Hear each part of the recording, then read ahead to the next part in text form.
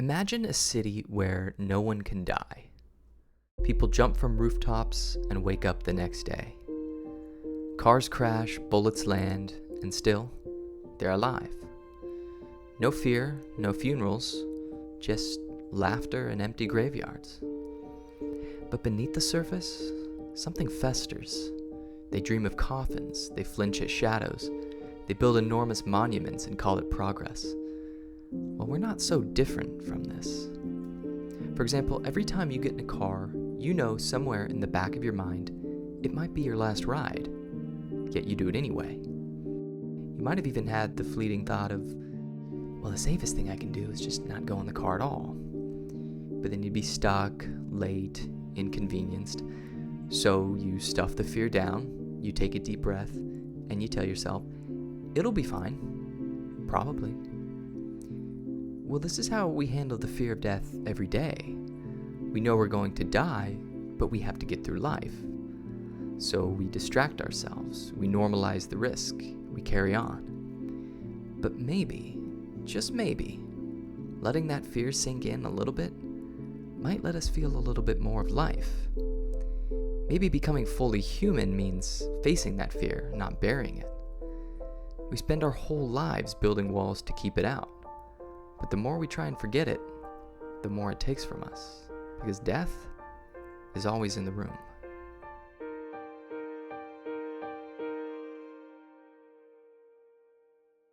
In the late 18th century, at the Salpêtrière Mental Hospital in Paris, something strange happened.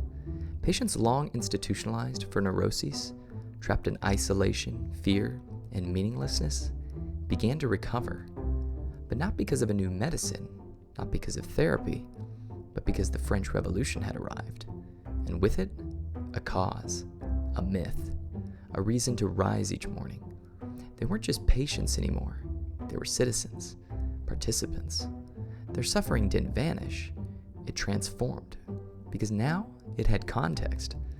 They were no longer broken. They were part of something bigger than themselves. In his Pulitzer Prize-winning book, The Denial of Death, cultural anthropologist Ernest Becker proposes a radical idea that almost everything we do, our goals, our obsessions, our identities, are part of what he calls a hero system. We chase status, chase legacy, we meditate, protest, make art, we fill calendars, we raise children. All of it, Becker says, is a way to push back against the terror of non-existence. But to understand hero systems, we shouldn't look at Hercules, the classic symbol of strength and valor. We should look at Narcissus, the beautiful youth from Greek mythology who fell in love with his own reflection and wasted away. That's, of course, where we get the word narcissism, and it's where our hero system starts to form. And according to Becker, narcissism isn't just vanity, it's survival. Without a deep, often delusional belief in our own specialness, he says, we'd be either mad or dead. But it's not just about preserving the body, it's the feeling, the certainty that you uniquely will be spared. That the bad thing happens to the other guy. This kind of very specific narcissism blooms early, and I mean really early, long before resumes, before Instagram bios. It starts in childhood. Kids don't earn attention, they assume it. They expect applause for existing. They'll throw a tantrum over a crayon and somehow still think they deserve cake afterward. As Becker puts it half-jokingly, childhood can be hellish for the adults concerned. And he's right. In a child's eyes, the world is a zero-sum stage, and they're the lead, the director, and if necessary, the critic. Your toy looks shinier? Outrage. Your juice is a little fuller? Unacceptable. But here's the thing. That theatrical insistence on being seen doesn't go away. We just get better at disguising it. Adults still want the bigger slice, the louder applause, because everyone has a hero system. It's not just more juice, it's religion, it's career ladders, it's startups, skyscrapers, and six-figure salaries. We all want to believe that something we do, something we are, has lasting worth, even if it's just the kid who got more juice. But most of us know deep down that whining for more comfort, more anything, isn't real heroism. So what is? Well, Becker says the closest thing we have to true heroism is the individual brave enough to face, yep, you guessed it, death. We admire those who risk their lives, especially when it's in the service of something larger than themselves. But historically, there's another layer, a final ingredient to the ultimate hero. The one who doesn't just flirt with death, but conquers it. Becker writes, "The hero was the one who could go into the spirit world, the world of the dead, and return alive. Orpheus, Odysseus, Gilgamesh, Jesus. Each descended into darkness and came back transformed, not untouched, but affected, altered, marked by what they'd seen. But this heroic arc, this confrontation with death, isn't reserved for myth. It also begins in us long before adulthood, not with epic battles, but with something quieter. A trembling awareness we can't name, helplessness. Humans, unlike most animals, are extraordinarily dependent at birth. We need others to survive, to soothe us, to define the world for us. And with that dependency comes terror. Becker says, the forces of nature are confused externally and internally, and for a weak ego, this fact makes for exaggerated power and added terror. The result is that the child, at least some of the time, lives with an inner sense of chaos that other animals are immune to. That chaos for a weak and dependent being, he argues, leads to an early repression of death. Of course, not everyone walks out of childhood with so much inner turmoil.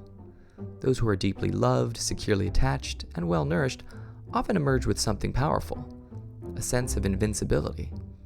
Becker calls it inner sustainment, or what we might call simply self-esteem or core confidence. That can help. That inner strength acts like armor. It makes it easier to push death aside. It strengthens the illusion that we are immortal. However, even with that armor, even with that confidence, no one escapes anxiety, and no one escapes death. As we grow, the lights dim. We begin to numb ourselves to the beauty, to the terror, to the wonder. Why? Because to feel everything all the time is simply too much. Lower animals don't have this problem. They live in instinct, in presence. But we live in time, in memory, in what if.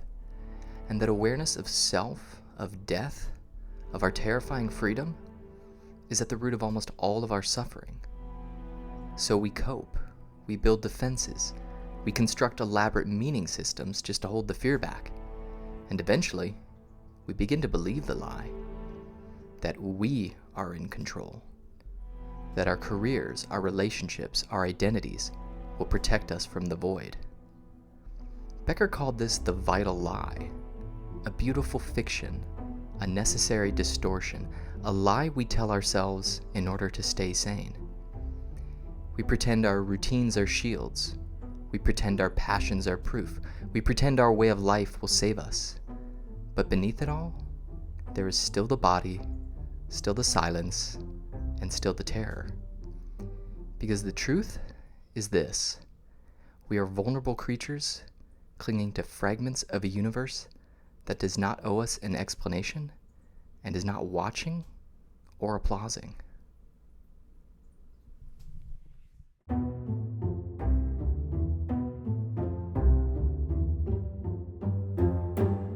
Nature's values are bodily values.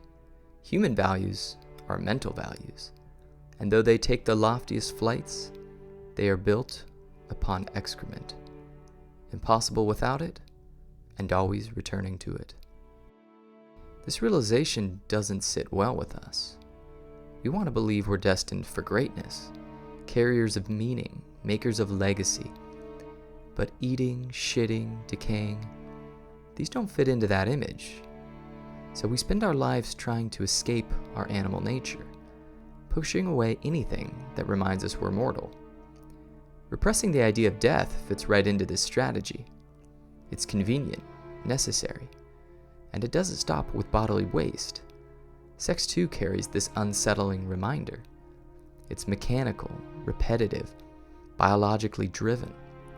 And because of that, it often brings with it a strange, lingering guilt, like we've momentarily left our inner self behind to become something else, something less. We're not just exposed physically, we're exposed existentially. In those moments of surrender, of instinct and abandon, we're ironically reminded that we're just bodies, not symbols, not souls, not dreams, just matter fumbling in the dark. And so we begin to retreat. We learn to cover that vulnerability, to layer our lives with meaning, with control, with illusion. Because the raw self, exposed, finite, breakable, is too much to bear.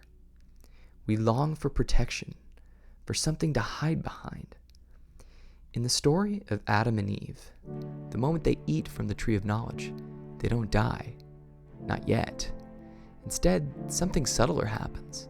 They become aware. They see themselves, and for the first time in the entire story, they feel naked. Not just physically, existentially. They rush to cover themselves, to hide. Not because they committed a crime, but because they could no longer bear their own exposure. Their innocence shattered not from evil, but from knowledge. The knowledge of self. The knowledge of death. And so they sow fig leaves. They invent their first illusion, the first defense, just like we do. God's warning in the Garden of Eden, Becker says, isn't just religious myth. It's a profound psychological truth. The moment we become aware of ourselves, we become aware of our death. And unlike any other creature, we have to live with that sentence. To be a self-conscious animal is not just strange, it's monstrous. We know, we feel that we are food for worms. So how do we deal with that kind of terror? Well, we spend an inordinate amount of time managing the fear until we start confusing our coping mechanisms for ourselves. We think we're being responsible, reliable, successful, but often we're just being safe. We don't live from the soul, we live from the scaffolding we've built around it. Becker calls this prison heroism, performing the role society rewards just well enough to feel like we matter, like we're in control. And here's the tragedy.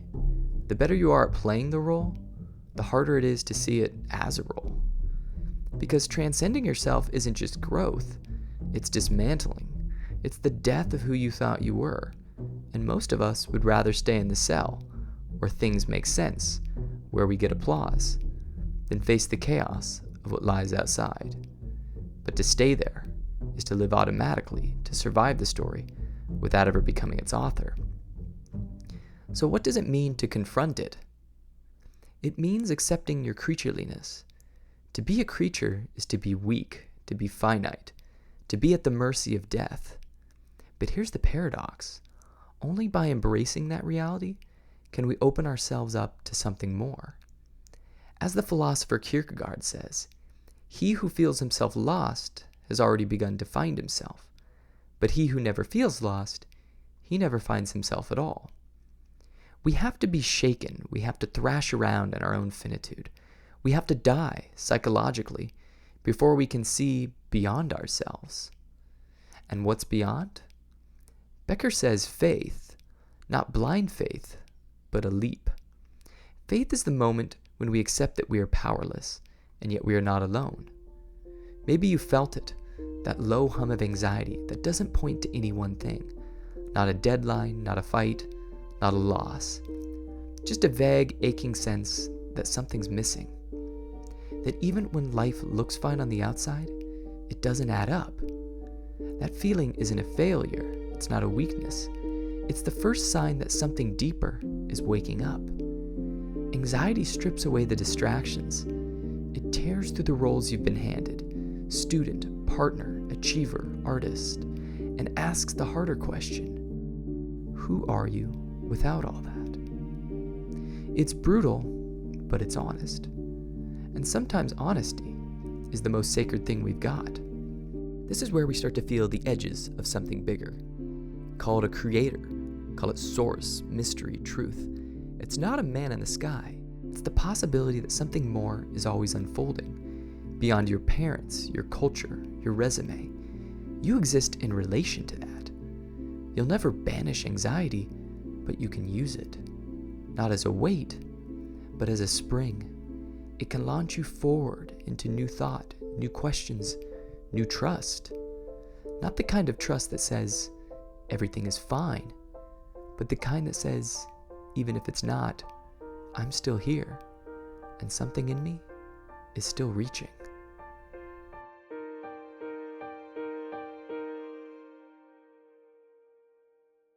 We don't just run from death, we often try to hand it off. When the fear becomes too much to carry alone, we look for someone stronger, someone to fuse with, someone who seems immune. If we can't be larger than life, we try to get close to someone who is. Becker considered this a form of transference, a silent pact between our fear and their strength. Becker argues that transference is at its core a taming of terror, an act of handing our fear to someone else. In childhood, this is survival. We depend on our parents, and so we project godlike safety and authority onto them. But even as we grow up, the need remains. We keep searching for someone stronger, someone to fuse with, a teacher, a mentor, a therapist, a lover. Because the human child is born so helpless, a powerful sense of reverence and psychological projection forms early. And without the cohesive shelter of religion or shared meaning systems, that primal urge doesn't disappear, it disperses. We scatter it across secular figures. One of the most emotionally charged arenas for transference in our day-to-day lives is romantic love. We often look to our partners to save us. We expect them to be perfect in all the places we are not. We're drawn to the very traits we lack or long to develop. Of course, we call this opposites attract, but Becker suggests this might be a defense. If we bind ourselves to someone more complete, maybe we become more too, we think. And symbolically, maybe that makes us immortal. We hope that by fusing with another, we can escape our flaws, transcend our separateness, be delivered from existential vulnerability. But it never works, because our partners are not gods. They always end up disappointing us in some way, leaving us with the feeling that this completion of self will be in vain. Another form of transference takes on a more hypnotic quality. Think Charles Manson, not just as a criminal or cult leader, but as a symbol, a dark mirror of our need to fuse. Manson seduced a group of impressionable young people, many of them drifting, alienated, estranged from mainstream culture. They weren't just drawn to his charisma, they projected onto him. He became their hero system, their messiah, their surrogate meaning. And through that projection, something chilling happened. Their moral agency dissolved. They didn't just obey Manson, they merged with him. His desires became theirs. His delusions became holy. In Becker's terms, this is transference at its most terrifying. The individual unable to bear their own insignificance surrenders to a larger, symbolic figure, not just to feel safe, but to feel real. Manson's power didn't come from intelligence or force. It came from his ability to embody a myth, to position himself as the axis of meaning in a crumbling world. And when someone becomes your axis of meaning, when they take over your symbolic self, you'll follow them anywhere, even into madness, even into murder. That's the danger of unchecked projection. It doesn't just distort reality, it replaces it. So while Manson is an extreme case, the mechanism is disturbingly common. We all long for fusion. We all reach for someone or something to hand our fear to. The psychoanalyst Fritz Rettel called this the central leader phenomenon, when a group or system begins to orient around a single figure, not just as a guide, but as a replacement for personal agency. In these environments, the leader doesn't just wield influence, they become the meaning system. Their gaze defines your worth.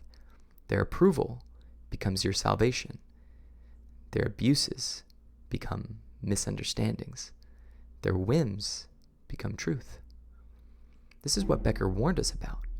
that the human hunger for transcendence, if unmet by healthy figures, will find expression in dangerous ones. And when the fear of death, meaninglessness, or insignificance gets too loud, we'll sometimes silence it by merging with the loudest voice in the room. In these systems, followers can feel morally clean, even as evil unfolds. Only the one who first commits murder is the murderer, Riddle wrote. The guilt is absorbed by the leader. The rest simply follow orders. This is cult logic. It's war logic. It's the logic of authoritarianism. The psychic burden is displaced, and that, Becker says, is what allows us to act without fully feeling. And here's the terrifying part. We all have the capacity for malignant transference. The Nazi regime is the most chilling example. Ordinary citizens, bureaucrats, doctors, scholars convinced themselves they were innocent because they served something larger. They followed orders. They were just doing their job. Transference absolved the individual. The blood was on the system's hands. Transference doesn't only harm others either. It distorts the one doing the projecting.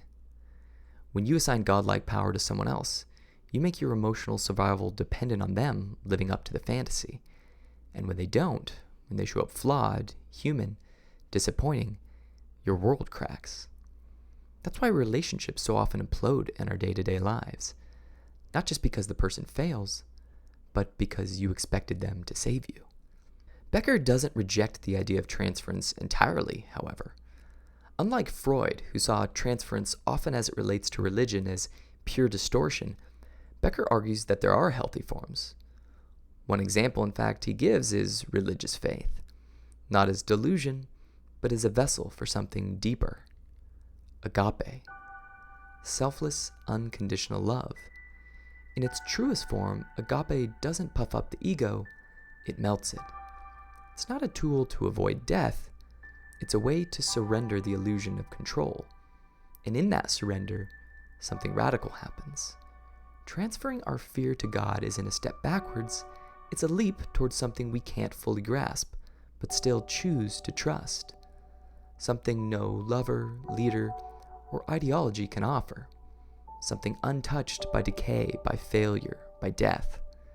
That kind of transference isn't weakness, it's not dependence, it's devotion.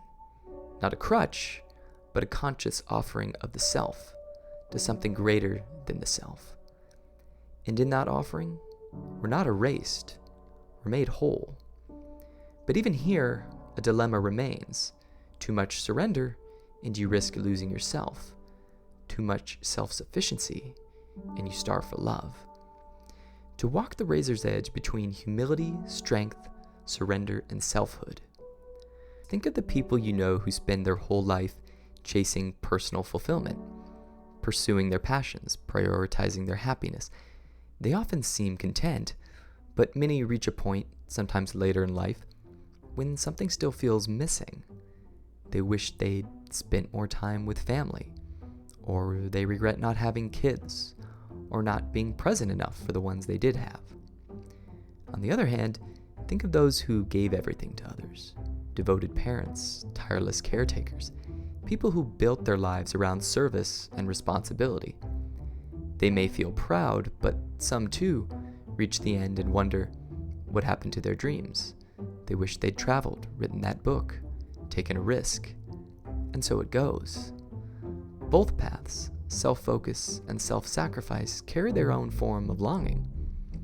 What we're really searching for isn't either or, it's a way to hold both. To love others without losing ourselves, and to follow ourselves without leaving others behind. The challenge, Becker says, is not to reject transference, but to integrate it. That value cannot come solely from within, nor solely from another. It arises from tension between agape and individuation, between reverence and responsibility. We used to know how to die, not individually, but as a culture. Religion gave us a script. It told us who we were, why we suffered, and what waited on the other side. But when belief fades, the structure collapses, and in its place, a void opens. Not just spiritual, psychological. Becker writes, "This is the most remarkable achievement of the Christian world picture, that it could take slaves, cripples, imbeciles, the simple and the mighty, and make them all secure heroes, simply by taking a step back from the world into another dimension of things, the dimension called heaven." Or we might better say that Christianity took creature consciousness, the thing man most wanted to deny, and made it the very condition for his cosmic heroism. What's remarkable is how Christianity, in particular, transformed the heroic narrative. In older systems, Greece, Rome, heroism belonged to warriors, kings. It was loud, public, masculine, built on conquest. But Christianity reversed the frame. Heroism was no longer reserved for the strong or the noble. It was given to the broken, to the poor, the sick, the meek, to creatures, those fully weighed down by their creatureliness. In Christianity, to admit your weakness is not failure, it's the beginning of salvation. To surrender becomes the new form of courage. Jesus didn't build empires or accumulate riches. He washed the feet of the poor, spoke to the outcast, and died a criminal's death. And it was through that death, through embracing mortality, that he symbolically conquered it. Christianity didn't deny death, it sanctified it. To be crushed by death was no longer the end of the story. It was the door to transcendence. Suddenly you didn't need to conquer the world to be a hero. You just had to be humble, aware of your mortality, and devoted to something larger than yourself. And this is where the modern problem begins. In the absence of shared religious stories, many people have turned inward, or into one another, to carry the existential weight. When religion, nationalism, and honor systems once taught people how to live and how to die, we now ask individuals, partners, mentors, even therapists to fill that void. Christianity and other religions gave people a script for life and death. You knew who you were, you knew what mattered, and you knew what happened next. But today, the script is gone, and in its place, only noise, uncertainty, and the burden of having to write it yourself. When belief fades, we don't stop worshiping, though. We just change the altar. Love becomes a religion. Therapists are priests. Partners are gods. We've traded ancient gods for new ones. Perfection, productivity, self-optimization. Scroll your feed. Every ad whispers that you're not enough yet, not fit enough, focused enough, healed enough. It's not that we've stopped fearing death. We've just repackaged the denial. Today we don't chase immortality through heaven. We chase it through skincare, through supplements, through the endless grind of self-improvement. But underneath the glow-up routines and mindfulness apps is the same fear. What if I vanish without mattering? No one can carry that kind of symbolic weight.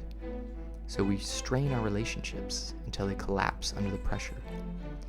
In the search for transcendence, many begin to treat roles and identities, being a good parent, a good partner, a good person, as stand-ins for heroism. These become replacement ideologies, personal myths we craft in order to justify our existence. But Becker warns us, when you confuse personal love and cosmic heroism, you're bound to fail in both spheres. So if human relationships cannot provide cosmic heroism, where can we find it? Perhaps in joining something larger, submitting to a cause, following a moral leader, playing a role in society. While there's nothing inherently wrong with conforming to society's roles, it doesn't free us from the illusion that we are what we create and do. That through our achievements, our work, our relationships, we can generate immortality, that we matter. But beneath it all, a quieter, more primal voice whispers, nature does not care. Evolution has no more regard for us than it did for the dinosaurs. We are part of what Becker calls a vicious drama of flesh and bones that we call evolution. It's this brutal context that forces Becker to ask a deeper question. On what level of illusion does one live? Illusion is not a flaw, it is a necessity. And while the quiet voice of nature may continue to whisper, there's no question that we need illusions to bear the unbearable. the truth of our smallness, our vulnerability, our eventual death. So what do we do now that the self has been reduced to a bundle of childhood conditioning, when science strips away myth and soul and leaves only neurons and patterns, adrift without a sacred context? Becker saw this fear, named it, studied it, and insisted we stop running from it. But in the end, almost as a twist, he lands on a kind of return to faith, a quiet proposal, that the belief in God is the best container we have for this overwhelming fear. I, however, believe there's another way, not to repress death, nor to worship it, but to let it sharpen your attention, to let it unfold awe instead of dread, to live life with open eyes, knowing the dream will come to an end, to love, knowing it won't save us, to create, knowing it won't last, to see the terror and stay human in its light. That perhaps is the real faith, not a belief in something beyond death, but the belief that this brief life, this trembling form, is still worth showing up for. Not because you're infinite, but because you're not. If you made it this far, thank you. This is the first video of a new channel, one that's not about having answers, but asking better questions about meaning, mortality, and what we do with the time we're given. If this speaks to you, feel free to subscribe. I'll be asking more questions like this about fear, meaning, love, and what it means to be human. Thanks.